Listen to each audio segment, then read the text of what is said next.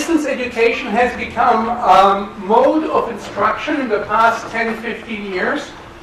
I myself remember the days when I was starting to teach for Empire State College, and distance education for me meant receiving student papers in the mail, talking with them on the phone, and then filling out my evaluation of their essay and suggestions on how to improve it in triplicate. Then we slowly moved over to Lotus Notes, and then to Angel, and then now to a new platform, and at that point I resigned because I got my promotion and had to focus on my duties here. So, but I do remember distance education from the days when it did not mean online, and today it means, of course, online.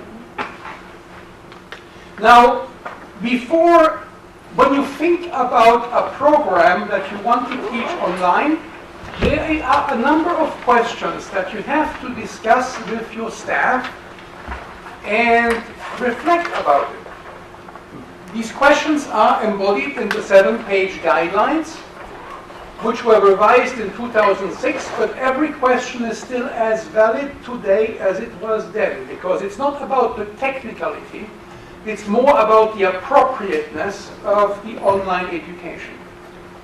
And I'm going to then discuss how to apply those guidelines if and when you are going to submit a program. First of all, you have to identify what kind of mode of distance education do you want to use. Just using some distance education material in an otherwise traditional class is not distance education. I mean, it is distance education, but it's not what we mean by a distance education course. It would be more like a web-enhanced course. These courses are no problem at all. You can always plug in online material into an existing course, provided that it's appropriate material. Then you have mentored learning. Mentored learning means that you have distance education piped in or on a DVD in your classroom. The teacher does not instruct the whole class at the same time, but the teacher rather walks around and is available for the student when they need assistance. Third type is blended instruction. The student takes didactic material online and then meets with the teachers and the class and his fellow students periodically in the classroom, let's say once a week instead of meeting 5 days a week. And during that day in the classroom, the students talk with the teachers, take exams, or practice. But the thing is that they're not entirely alone online. Because there's one thing I need to say about online training. It requires a great deal of discipline. I have taught both regular college classes and online. And the number of students who drop out of an online class is much, much higher when it's a pure online class. Because when it's a pure online class, there's nobody to remind you. Nobody with the same feelings. Oh, do we have to do this assignment? Well, your colleague says yes. But if you are at home, nobody is there to push you. And so the quote of people that will not finish is much, much higher. Therefore, blended learning is, I think, the most appropriate way, especially for vocational education. Then the fourth type is full distance education, which I just referred to. The student never shows up at your campus, takes the class entirely online.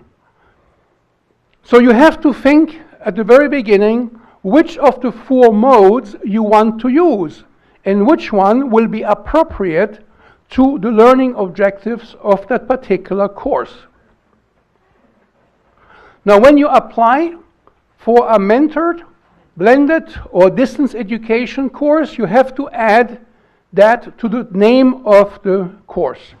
So let's say you teach a Microsoft course in the classroom and a Microsoft course as blended, so the second one gets -blended. You will not get approval for an online or blended or mentored version on the same approval as the regular classroom one. It will be distinct. It will be distinct for several reasons. First, the way of teaching will affect the content of the course. And it is important for us to make sure that the content is adequate. It's also important that we know what version the student signed up for, and it also affects the refund policy, because an online course has to have the pro rata refund policy. You cannot have quarters or mini refunds with an online course. With a blended course, that presents a problem, because blended has both online and classroom. There it will depend somewhat on the proportion of the online part. If it's like a 4-day online, 1-day classroom, then you would list on the enrollment agreement the cost of the classroom and the cost of the online one separately, because different refund policies would apply. This is like an exceptional case. It might also be one where because right now it's in our guidelines, we ask that it be listed and that separate policies apply, but it might also be that we simply will say, okay, if it's 80% online, then the pro rata policy applies, period. And the pro rata policy, as it says, means that if the student drops even after taking in 99% of the course, the student still receives 1% back. So that is a policy that's very advantageous to the student. It also means that you have to structure your course in such a way that it is easy to see when the student logged in the last time. Because how do we determine the last day of attendance? By checking when the student logged in the last time to do an assignment. It doesn't mean after 4 weeks an email to the instructor, sorry, I wasn't on board. No, it means logged on to do an assignment such as a class discussion or an essay or something like that. When it comes to choosing the right mode of distance education, you must really think hard about whether it is appropriate. Why do you think I stress that so much? Can somebody tell me examples of perhaps not appropriate subjects to teach online? Yeah, skills, especially medical skills. If you go and get a phlebotomy, and the technician is very proud that he or she got her diploma from ed2go, would you want to take that risk? I would certainly say, well, sorry, I'm a polite person, after you. So skills, especially hands-on medical skills. So that means you can have, in a medical assistant curriculum, you could, for example, have medical terminology and anatomy and physiology as blended learning or even full distance, but the skills part would have to be still on campus. Then there are also subjects that are not appropriate because another regulatory agency with oversight does not allow it. Even if I would think that any part of the cosmetology curriculum could be taught online, I still would not be able to approve it, even if it's a purely theoretical unit, simply because BPSS doesn't have responsibility for the curriculum for appearance enhancement. Department of State has. And they say so far, no. They have a minimum classroom hours for every part of the cosmetology curriculum, and that can only be tracked and followed in a classroom setting. The same is true for nurse aid and for home health aid, where Department of Health is telling us what has to be included, how many hours, and what subjects. Other examples of other regulatory agencies would be, for example, those schools that teach security guard. There too, I mean, even if I think it would be appropriate to teach shooting online for the 47-hour course, but Department of Criminal Justice Services would not let me indulge.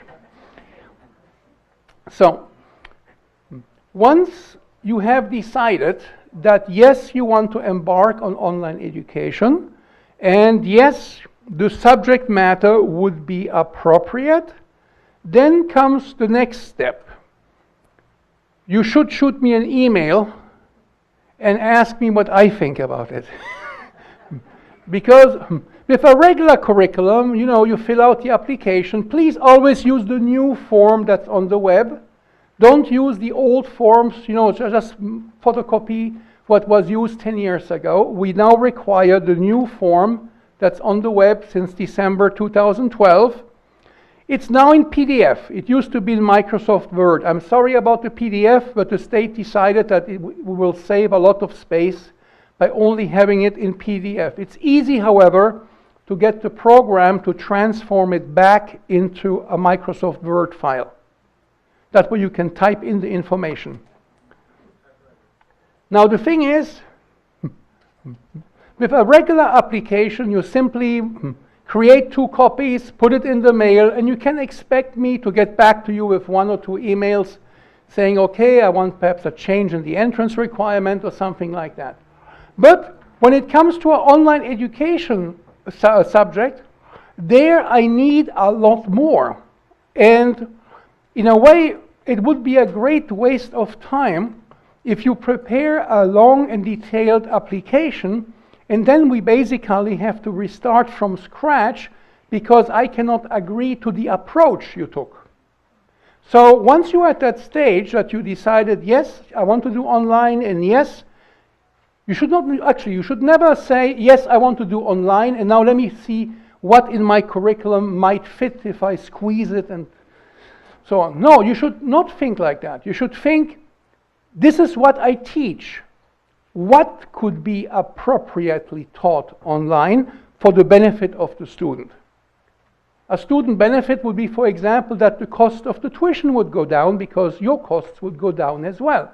But you should not try to take a curriculum that does not fit online modes and then think of some way of squeezing and massaging it until it will. That doesn't work.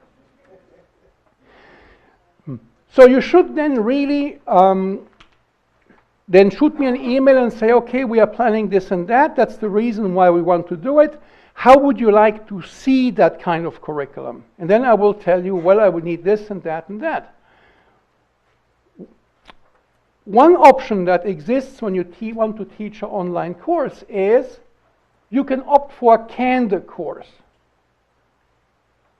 Who knows what a canned course is? Yeah. Like a Campbell soup, it's already done. No, not from scratch. You buy a canned course. It's readily prepared. Now, canned courses have advantages for you and great disadvantages as well. One disadvantage is it's already created and it doesn't fit BPSS guidelines.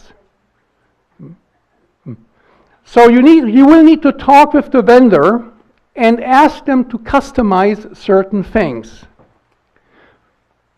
First of all, it has to fit your curriculum. Let's say if you have a 600-hour curriculum and one unit, let's say, for example, Microsoft or medical terminology, would be appropriately taught by a canned course, you still have to ask them to change a few things because it's your school that the students go to. They do not go to Ed2Go. They go to your school, like Clinton Institute. And therefore, who is supposed to do the teaching? Well, Clinton Institute. So that means on the course template, there has to be some way of putting in Clinton Institute and the information about how the student can interact with the school. Most vendors will be able to do that because they realize that even though people buy their course, they also need to customize it. So the student needs to know, because they enroll with you and not with the vendor, that they are taking the course with you by seeing all the identifying information on the portal. Then you shall eat by the sweat of your brow. Your teacher is supposed to do the teaching. So your teacher is the one taking attendance. Your teacher is the one grading. Your teacher is the one deciding if the student passed or not. You are not exempt from all the forms that we need about attendance, for example, just because it's a canned course from a vendor. Now, most vendors will include a mentoring service with the course. That's very nice, but it's like the cherry on the pie. It's nice, but it's not substantial. We do not recognize the mentor that is supplied by the vendor. They can do their thing, but they are not the teacher. We require a teacher with them that they do the job of teaching the course. And for some courses, that simply means being available on call when the student has a question. Some canned courses, depending on the subject, do not have a great deal of student-teacher interaction. But most courses will require such a student-teacher interaction, or we will not approve them. We want to see class discussions. We want to see feedback on student essays. And it shouldn't be just automated feedback where you put a little bullet there, good, not so good. There has to be individual feedback, and it has to be archived. If the student happens to complain a year from now, I did not get properly trained in that online course, you can't say, oh, sorry, well, the online his course was a year ago. There is no record of it anymore. No, you've got to archive it too.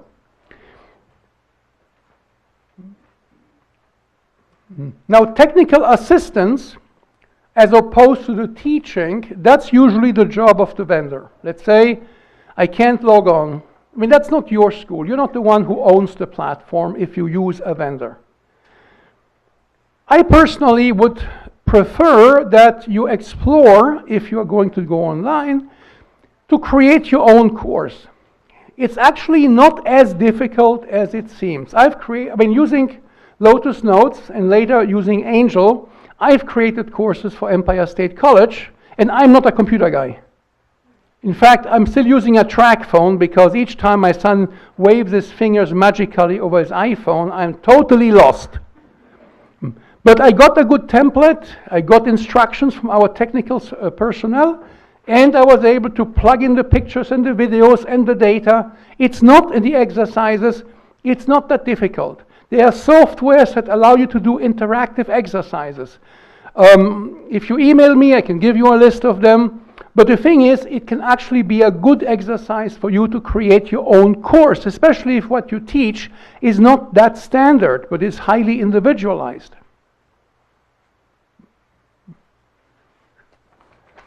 Then, when it comes to the curriculum submission, you fill out, of course, the same form as for other courses, but a few things have to be different. Any electronic textbook has to be noted in item 19, that is books and instructional aids. However, I would like to see in item 20 the URL of the course. Then the name of the platform that's being used, and the name of the name and contact information of the company hosting it, and where the course will be mirrored. Why mirroring? Because the server on which it is hosted could have a problem. How many of you were hurt by Hurricane Sandy? Okay, how many of you lost computer files? that were gone forever. Let's see. You want to avoid the forever part. So that's why we need to mirror that kind of information, because you have to archive the courses just as long as you archive any other classroom information. Attendance is a 20-year archiving. And when any of that information changes, you need to notify us. This is an amendment, a major one, because in a way you could say that going online is like having a new classroom. And as you know, normally we do not allow you to have a classroom outside of your building. In this case, we do. But if you change things about that classroom, we need to know about that. And last but not least, before I go into the details of our 7-page guidelines, sometimes a school comes to me and says, well, Dr. REIMER, aren't you unreasonable? And I say, yeah, well, of course I am unreasonable. Just listen to my wife talk about me. But then they say, look, in Florida or some other state, I've seen these phlebotomy online courses. So why don't you allow that for us? And here, let's say one thing clearly. Just because some other state has approved or tolerates, usually it's the second thing. Very few states will approve online phlebotomy and say, yay, that's the way to go. No, it's more like that because of their laws, they are forced to register it. So just because another state does that, does not mean that it's a good idea, that we should follow. And then you also need to check very carefully whether that course is truly online. Because many times, so when somebody tells me, but this skills course is taught online, I then check, and actually it's a blended course. For the skills part, the students still come to a classroom or do an internship. So it's not like the skills are being taught online. So these were my thoughts about online education. How many of you plan to have, are thinking about online education? Okay, what's your field? I know it, but I want us to know too. Yeah. Okay, what type of culinary are you thinking of? It depends. We're kind of thinking where we can and can't do online. And which type, whether it's all distance or if it's distance and in the classroom. Or yeah. So.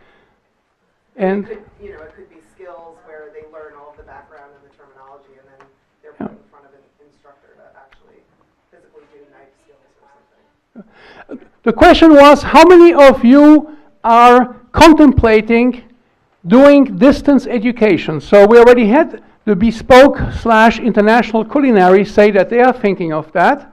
And I'm going to ask, how many of you in the health field?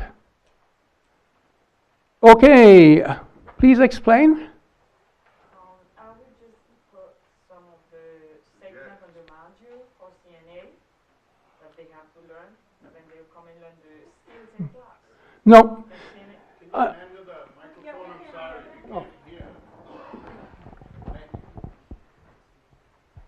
My question was for the CNA program, the CZ program, I would probably incorporate the modules online that they have to learn, either infection control, the theory aspect of it, the verbal language they need to know about infection control, so forth and on. Then they will come in class to practice how to put on gloves, how to put on gowns, so forth and on.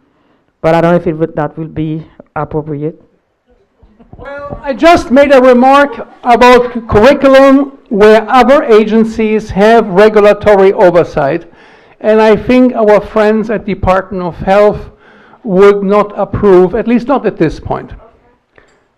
So CNA and home health aid are off limits in terms of online education. Okay. I want to get kind of like examples. Administrative portion of medical assistant could be taught online, and the medical billing and office administration, but not the clinical portion where you need a strict supervision, the step-by-step, the procedures which could be, returned as a demonstration in the classroom and in the lab.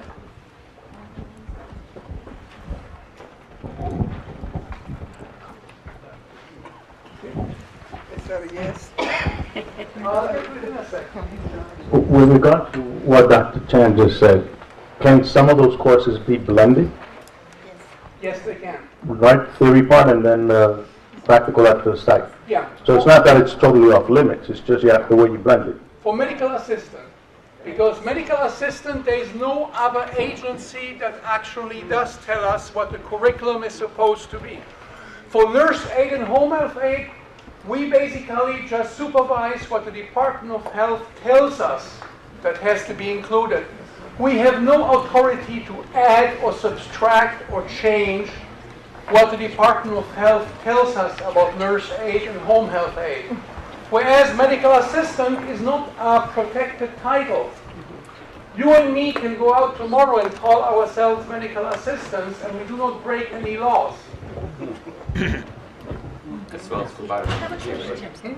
For phlebotomy AKG. Well, phlebotomy and AKG, I would be careful because these are heavily skills-based. However, there are certain parts that certainly might be done, but again, you have to also think about the costs. If you're going to have a 60-hour AKG program, would the cost of teaching the 8 hours medical terminology and A&P not be much, much higher than simply having somebody in the classroom? You also have to look at the economic side, and it's not always the case that online is cheaper than classroom. You have to look at it on a case-to-case basis. Yeah, but you can do more schedules if you have some students online a few days and others in the class. That's certainly true. If you have, let's say, a 600-hour medical assistant, and it includes 30 hours medical terminology, and students only come to class once a week instead of 5 times a week for that class, you can schedule a lot more people. But you might have a bottleneck later down when it comes to the skills, with hundreds of students having finished the theoretical part and now clamoring for the skills classes, where you are still stuck with 20 students to one teacher. So you have to think of all that. How do you feel about that skills part then, some of it being done as blended because you can do virtual and then in class? Well, with the skills part itself, I want to be careful. I've seen programs where even the skills unit has been split. I mean, not our programs.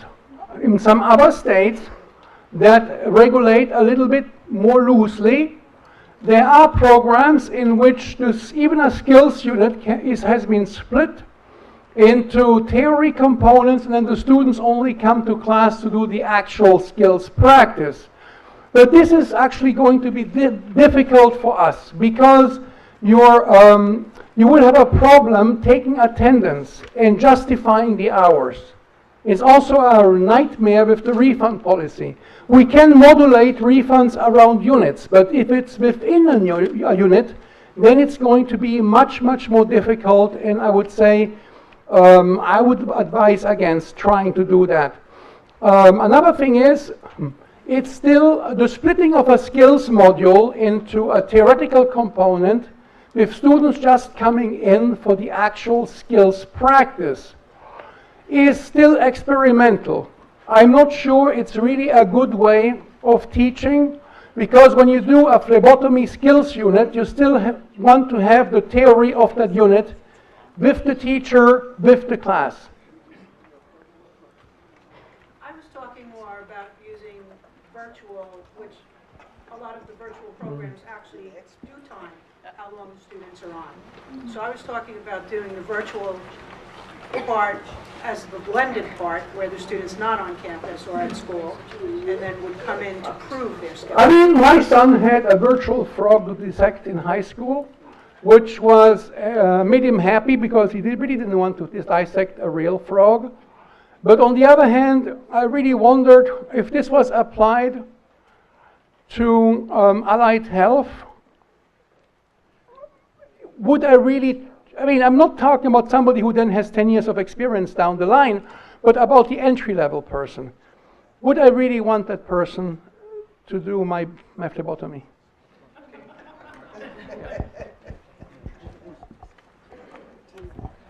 I just have 2 points, actually. So I'm not a business owner at all, so I'm taking it from the student perspective, let's say. As a student, I know that I learn more hands-on than I do in the classroom. I went to two-year college, and then I went to a master's degree, and I probably learned more by just talking and interacting with the business schools than I have in like the years that I was trained in college and whatever. But the more important thing is, I don't see in any trade or any career school how anybody can do the practical part of it online. It's just not hair design, whether it's hair, whether it's mechanics, whether it's phlebotomy, whether it's culinary. What are you going to do? Create your own like meal on like the internet? You know, virtual desserts, exactly. It doesn't make sense to me in the slightest to do something. The theoretical part, fair enough, but definitely not. And also bear in mind that a lot of students learn differently, and taking it from, let's say, a student that has a disability of some sort, if you're offering an online class, you have to bear in mind that not everybody has time management skills or the basic learning strategies to do these things on their own, and the classroom instruction is a very important part of it. So this is just from a pure student perspective. A good comment from the consumers of the education. And that's also why even with a theory course, let's say medical terminology, it still is valuable to have a blended environment in which the teacher, because the teacher will see all the students at least once a week, can then see if everybody is following. I mean, again, remember that the quota of people who do not finish online classes, that is pure online classes, is much higher than that for traditional classroom education, and alone because of the feedback from the fellow students and the professors. There's nothing like being with other students to be reminded that, yes, we have to slog through this assignment, or the professor looking at you and saying, well, where is your essay number 3? To remind you that, well, you should do it. And if you then tell the instructor, I'm sorry, I really have a block here, I'm not understanding this, well, I have office hours, come and let me explain.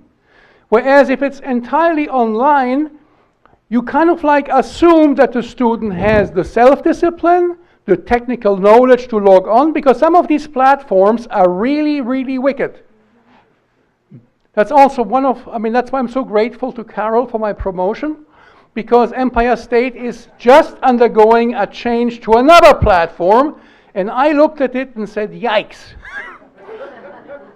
I'm too old for this.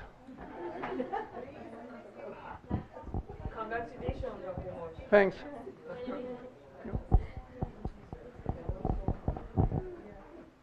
Dr. REIMER, you and I have had a brief discussion about online teacher training courses. Yeah. And we're in the process of doing that now. In fact, we're working with a vendor. My question is, which of the modes do you suggest? A blended or completely distance?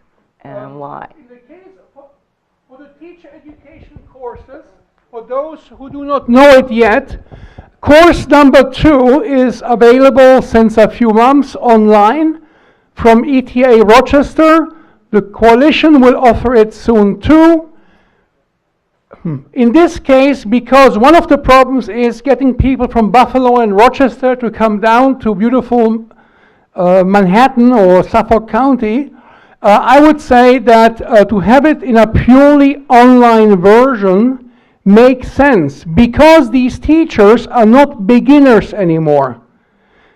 The basic teaching methods course must always be classroom-based because it's so hands-on. But once you have taken the basic teaching methods course, I think that course number 2 and course number 3 can also be taken entirely online. Now, blended would be, of course, even better. However, because of the problems with the sheer distance, I mean, we wish we were in Rhode Island, but we are not. So the sheer distance teachers have to travel to get to a classroom, that's why we worked so hard to make course number 2 entirely online. But of course, I'm also open, and in fact, very favorable to a third type of offering, which would be blended. One more question.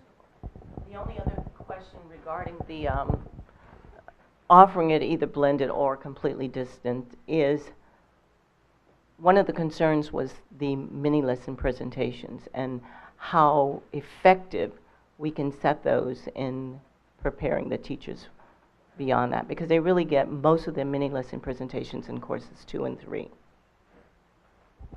In order to prevent the students from falling asleep watching the video, but by the way, this is a problem that we heard happen sometimes also to teachers in the course and occasionally also to the instructor.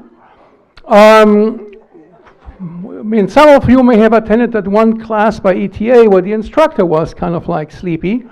But again, they have to drive all the way from Rochester. So the thing is, the best way to make these training videos, which basically mimic the instructor talking in class, but without the element of question and response, is to introduce small comprehension exercises. And here you can really look at what your high school uses, because many language teachers use software that allows you to have quick comprehension exercises after watching a movie in German or French. Not just multiple choice, we have to get away from that, but filling in the words, paraphrasing something, or a quick description. That, I think, would actually help making the training videos that are embedded in the course more meaningful, because they would be basically like the instructor interrupting the presentation and quickly asking what you think about that.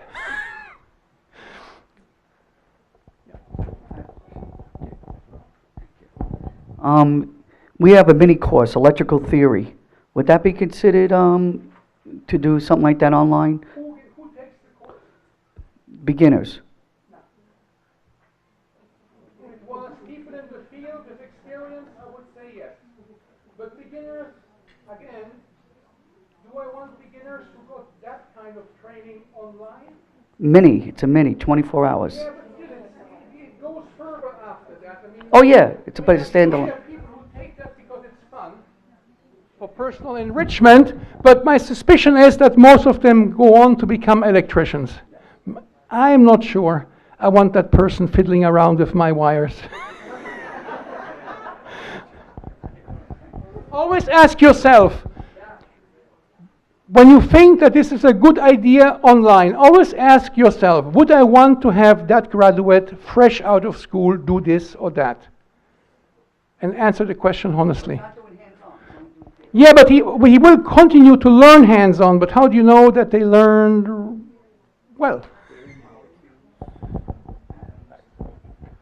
Dr. REIMER, if we wanted to introduce a totally online, totally distance type online course, two-part question. How unrelated can it be to anything we currently teach? Would that be a whole license review involved? For example, if I have a health courses primarily, but I want to do something entirely different subject. And the second question is, what would you recommend, say, what has been your experience of courses that do work entirely online? Just what would be an example? I mean, all of you are licensed career schools, so there is really no limit on what theoretically you can teach. Even if you are called EDP School of Computer, you can still teach ultrasound if you so choose. And if you are the International Culinary Center, there's nothing against you teaching advanced computers under your license. If, however, from experience, I see you suddenly going into a field where so far you have not taught, I will of course scrutinize the curriculum quite a lot more to make sure that every nuts and bolts are there. If you teach computers on an habitual basis and you send me another computer course, then I assume you know what you are doing. If, however, you have always taught computers and you suddenly want to teach surgical technology, I cannot assume that. And I will then, of course, be nitpicking about your curriculum. Now, about courses that have worked well and taught entirely online, well, usually these courses are for people who are already in their profession. So there are advanced courses. These usually work well because the people have the skills and the experience to understand the material without needing a teacher to show them the hands-on. They already know enough to visualize that. It won't work for everything, but it works generally for that. Advanced makeup can be taught online, but not basic makeup. With basic, you want them to really learn, but advanced, well, they already know the stuff. So it's more like, so they would be learning that. There are computer courses that work online very well. Sorry. Question, would you say someone that is already a licensed professional that now has to do continuing education every year to renew their license, or every 3 years, with continuing education, 4-hour, 8-hour programs online, would that be acceptable as something positive? Well, generally, if it's a continuing education course that's mandated by a regulatory authority and accepted by that authority, then it would be exempt from us anyway, except if taught under your school license. I always suggest to schools, if you're going to do a lot of exempt subjects, try to think about incorporating a second entity where all the exempt stuff, including stuff that you can teach without BPSS regulation, as long as you have an approval from another authority. For example, if you do real estate pre-licensing, we normally do not touch that. We only touch it if you use your BPSS license to teach it. And by the way, pre-license, not pre-license, but there are continuing ed courses for real estate that are being taught online. But that's because the Department of State approved it. Something that is going to be coming down from the New York Department of Buildings with all of their safety programs and professional master electricians, plumbers, all of the hands-on licensees are now going to be having to do continuing ed. This Department of Buildings is going to mandate that you are either accredited or you are licensed by New York State Department of Education. So you're going to get an influx of things coming in soon enough. Wow, that explains why we suddenly get all these building license schools we never ever heard about before. Well, the thing is, if the Department of Buildings, now in these cases, I would always first ask the school, are your programs approved by the Department of Building? Because if they are not, then they are useless to the student. So your first duty is to make sure you always have the current approvals from the Department of Buildings. It's a bit like security guard of real estate. Their approval is the primary one. We just care about the student protection, but we do not care about the subject. So if the New York City Department of Buildings allows refresher courses, I doubt they'll allow beginner courses to be online, but if they allow the refresher courses, which are all theory, to be online, then I have no problems with that. The only thing I would then require is to see the course. I mean, that's one thing I wanted to say. Once we are at the end of the road, and I'm in the happy moment where my stamp is in mid-air, ready to come down, and then I suddenly say to myself, oh, wait a sec. It all looks so good, but I've not actually checked the website.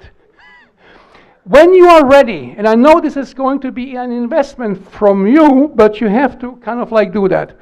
Before I can approve, I also need to take the course before anyone else does. So I need to have a working website, the login and password information so I can check that everything is the way it is in the written curriculum description and that everything works. I don't want to have a student calling us and saying, nothing works, and nothing looks at all like the catalog description. My question is,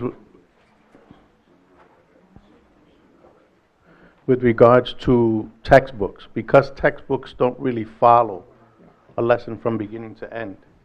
I guess customizing, like let's say you want to teach Word or Excel, and you develop manual from day 1 to 30 hours, and that's submitted. Will that be going out to be evaluated as well from like an independent expert? Okay, now the thing is, if I do not have the expertise to evaluate a subject matter, then I send it out for expert evaluation. If it's something like, it depends. I mean, like with audio research, I mean, if her school is excellent on it, and if they send in a new curriculum that's pretty much overlapping with existing curriculum and just has a few new things, I kind of like assume they know that what they're doing. So it's not going out for expert evaluation. If, however, your school has so far been teaching cooking and now wants to get into surgical tech, well, it will definitely go out for evaluation. For one thing, I know nothing about surgical tech. When it comes to textbooks for courses, it depends, again, a little bit, a textbook for what type of course. I can judge pretty much ESL, computers, and so on. So if you create your own Microsoft Word and Excel, it doesn't go out for evaluation. However, if you create your own textbook for phlebotomy, then it definitely will. I do encourage people who do allied health to really use standard materials. With all the other things there, we have some more wriggle room up to a point.